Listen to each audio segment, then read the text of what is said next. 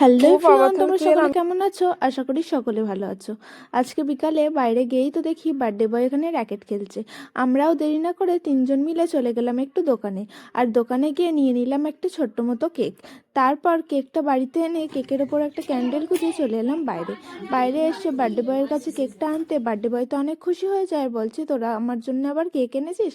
আমরা বলছি হ্যাঁ, আমরা তো বেশি কিছু করতে পারিনি, তাই জন্য এইটুকুই করেছি। তারপর বার্থডে বয় এখানে কেক কাটিং করে নেয়। বার্থডে ঠান্ডা লাগছে হাতে।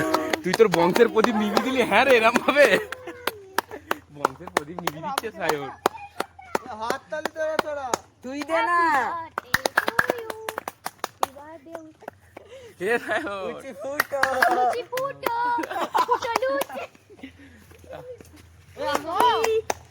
তো ভাই অনেক খেলা হয়েছে, এবার হাত পাটা ধুই।